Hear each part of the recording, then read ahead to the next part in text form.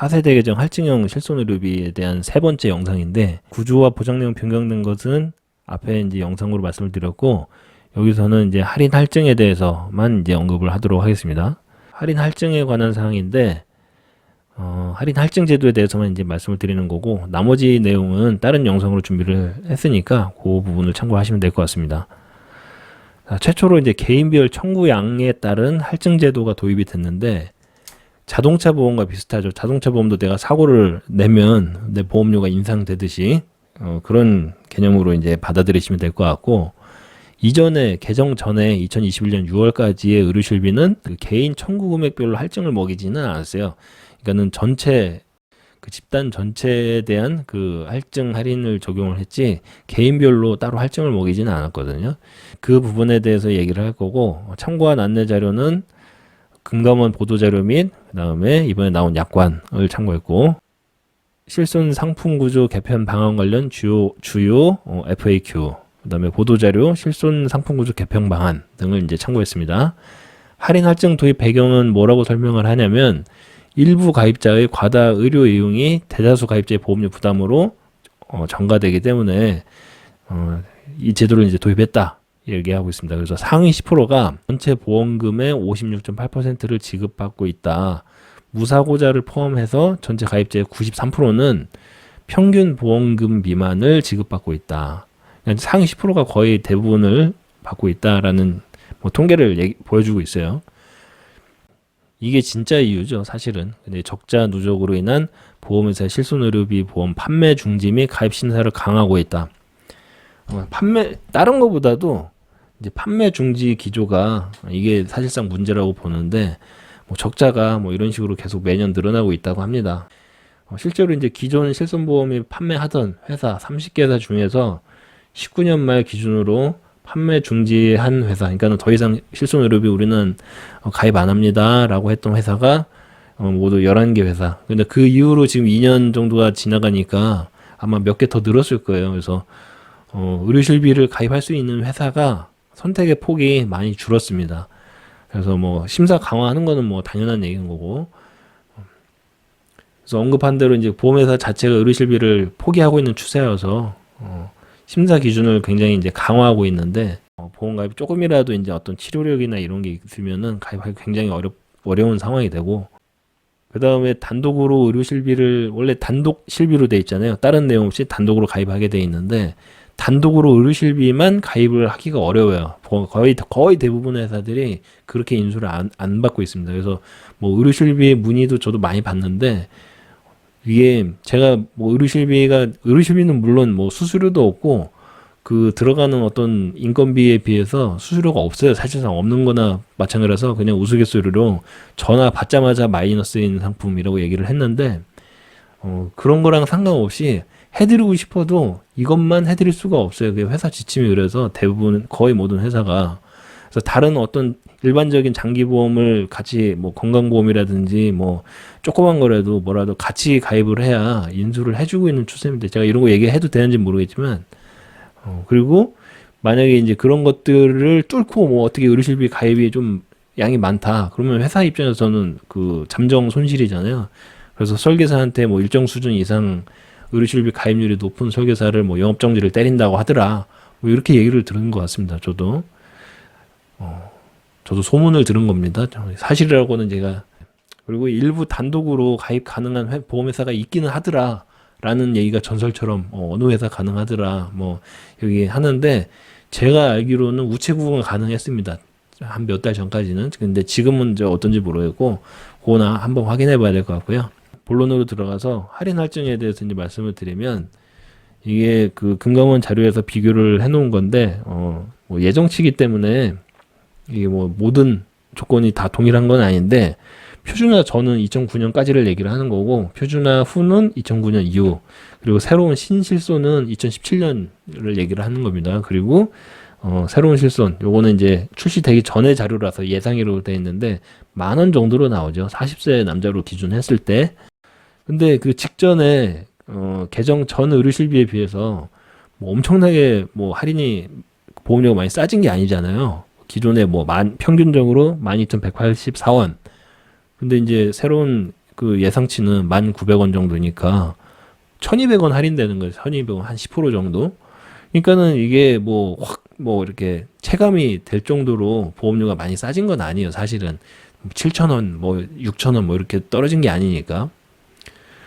그리고 이제 할인 할증에 대한 구간에 대한 자료를 보면은 자, 직전 1년간 비급여 보험금 지급액을 기준으로 한다라고 되어 있습니다. 그러니까 비급여에 대해서만 할인 할증을 적용하겠다. 그리고 5단계로 나뉘는데 1단계 지급액이 없는 보험금 청구를 한 게 없다. 그러면은 할인을 해드리고 0에서 100만 원까지는 그냥 유지. 그리고 나머지 3, 4, 5단계는 금액에 따라서 최대 300%까지 인상을 한다. 이렇게 되어 있습니다. 300%가 3배로 뛴다는 얘기가 아니라 3배를 더한다는 얘기예요. 그러니까 4배로 뛴다는 얘기인 거죠. 그리고 여기서 말한 좀 유지라는 거는 그 할증률 일정한 그 기본적인 뭐 나이 증가나 아니면 사업비 증가에 따른 할증률은 유지한다는 거지 보험료를 동결해 드린다는 의미는 아닌 것 같습니다. 이거는 그런 부분에서 약간의 그 뉘앙스 그 오해가 있으면 안 될 것 같고 그리고 보험료 할인율은 할인되더라도 5% 정도의 내외라고 이제 얘기가 되어 있습니다. 그러니까는 내는 보험료를 기준으로 한다 하더라도 그렇게 크지는 않죠. 뭐 500원 정도? 이제 10,000원이었다고 하면 500원 정도니까. 근데 이게 문제는 내는 돈 기준으로 해서 할인 할증을 적용하는 게 아닌 게 문제예요. 말은 여기서 이제 보험료 할인율을 산출을 해서 그 할증되는 분들의 할증 재원으로 할인 대상자의 보험료를 할인한다고 되어 있잖아요. 그리고 이제 보험료 할인율은 5% 내외. 이렇게 되어 있는데 이 전체 보험료를 가지고 이렇게 할인이나 할증을 한다는 얘기는 아니고, 뒤에서 이제 설명드릴 건데 그 보험료의 일부 부분에 대해서 할인을 해주는 겁니다. 할인이나 할증을 하더라도. 그리고 이 제도는 처음 시행을 하는 거니까 새로운 상품 출시 이후에 3년이 경과한 시점부터 충분한 데이터 확보를 하고 나서 시행을 하겠다. 그러니까는 올해 가입을 하더라도 3년 뒤부터 4년 차부터 이제 적용을 한다는 얘기인 거죠. 다른 자료로 보면 3, 4, 5등급 그러니까 할증되는 분들의 그 할증 보험료로 요 할인 부분을 요 재원과 일치하게 그렇게 이제 짜겠다. 그런 얘기인 거죠. 그리고 말씀드렸던 대로 통계량에 따라서 5% 내외로 변동을 할 수 있다. 그리고 실제 이제 시뮬레이션 결과 할증 구간 3, 4, 5등급에 계신 분들은 사실 그렇게 전체 가입자의 1.8%로 그렇게 크지는 않다라고 이제 설명을 하고 있는데, 그러니까 거의 대부분 98% 이상의 대부분의 가입자분들은 할인 아니면 유지로 가시게 될 것 같습니다. 뭐 이런 안내입니다. 그리고 이제 비급여 보험료 차등제는 의료 접근성을 제한하지 않도록 하기 위해서 여기서 이제 불가피한 의료 이용자, 그럴 수 있죠. 그래서 여기서 말하는 산정특례 대상자, 암, 심장, 뭐 희귀 난치성 질환자 이런 분들께는 저희 이 제도를 적용하지 않는다. 그러니까 이런 부분들 때문에 비급여 이용이 굉장히 늘어나는 상황이라 하더라도 이거는 불가피한 걸로 봐서 이거는 할증 대상으로 적용을 하지 않겠다라는 거죠. 그렇지, 좀 이렇게 해야 조금 상식적인 어떤 납득이 가는 부분이겠죠. 그리고 거기에 더해서 장기 요양 대상자, 1, 2등급 판정자, 치매나 뇌혈관성 질환 등 이런 분들도 같이 이 제도는 적용하지 않겠다라는 거죠. 그래서 이런 부분들 때문에 보험료가 막 300%씩 인상되고 이런 경우는 일어나지 않게 하겠다라는 거를 이제 여기서 명시를 하고 있습니다. 그러니까는 이런 걸 빼면 사실상 여기서 그 비급여 치료의 그 가장 빈번하고 좀 약간 본인이 어느 정도는 선택할 수 있는 그런 분야를 보면은 결국에는 이제 도수치료나 뭐 요에 관련된 비급여 부분이 아마 가장 큰 영향을 받을 것 같고, 또 그걸로 병원을 운영했던 그 의료과 정형외과 의원이라든지 마취통증의학과 뭐 신경통증 뭐 이런 종류의 병원들이 아마 요렇게 요거 영향을 좀 많이 받지 않을까 이렇게 생각이 됩니다. 그리고 할인제도는 보험료 차등제가 실시될 경우에 현재 운영되는 2년 연속 무사고자 10% 보험료 할인제도, 그러니까 이것도 아마 처음 들어보시는 분들이 많이 있으셨을 텐데 기존에 이런 제도가 있긴 있었어요. 2년 연속 무사고자 10% 보험료 할인제도 이런 게 있긴 있는데 크게 알려지지 않은 이유는 뭐냐면 별로 이게 체감이 안 되기 때문에 그래요. 그냥 왜 그러냐면 밑에 나오는데 보험료 차등제는 그러니까는 지금 이제 새로 실시하는 할증 제도는 위험 보험료를 기반으로 해서 할인 할증을 하고 있다. 그러니까 이게 앞에서 제가 말씀드렸잖아요. 내가 내는 돈 뭐 2만 원이면 2만 원, 3만 원이면 3만 원, 그 기준으로 해서 할인이나 할증을 매기는 게 아니라 그 안에 일부가 위험 보험료로 들어가 있는데 그 일부를 기반으로 해서 할인 할증을 매긴다는 거죠. 그러니까는 내가 내는 돈이 매달 3만 원짜리면은 그 중에서 뭐 위험 보험료가 만 원이다. 그럼 3만 원이 아니라 만 원 기준으로 할증하거나 할인한다는 거죠. 그러니까는 내가 할인을 받아도 체감을 못 하는 거예요. 사실 이런 것 때문에. 그리고 2년 연속 무사고자 10% 할인 제도는 부가 보험료를 기반으로 운영되고 있다. 그러니까 이 할인 대상이 이 제도랑 제도끼리 대상 금액이 달라서 서로 그 중첩되는 부분이 없기 때문에 각 제도는 독립적으로 운영될 예정이다. 그러니까 동시에 운영할 수 있다.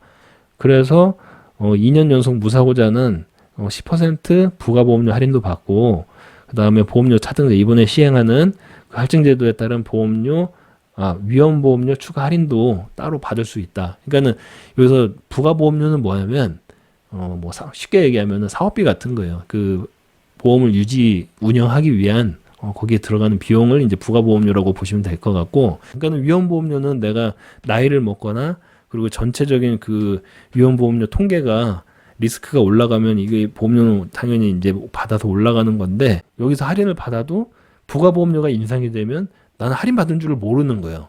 그 별로 티가 안 나니까 그럴 수 있다는 거죠.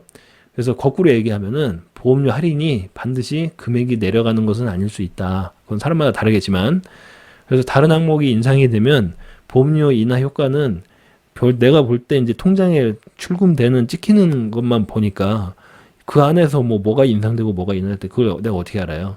이거는 내가 내는 보험료만 알지. 그러니까 보험료 인하 효과는 제도는 있지만 효과는 없을 수도 있다. 그리고 어차피 유의미하게 파격적인 할인 많이 돼봐야 5% 10%잖아요. 뭐 엄청나게 5만 원짜리가 2만 원이 되고 이런 할인이 아니기 때문에 이런 걸 외우고 있어야 될 필요는 전혀 없는 그런 제도지만 그냥 이런 제도가 있다. 그리고 조금 과도하게 내가 선택적으로 조금 쓴 비급여 의료비가 있으면 앞으로는 할증이 좀 될 수도 있다. 이 정도로 이해를 하시면 될 것 같습니다. 그래서 3대 비급여에 관한 내용은 이 정도로 이렇게 마무리하고 상세한 내용은 또 케이스별로 그런 내용들 따로 영상을 제가 생각하고 있습니다. 나중에 다른 영상으로 다시 인사드리겠습니다. 감사합니다.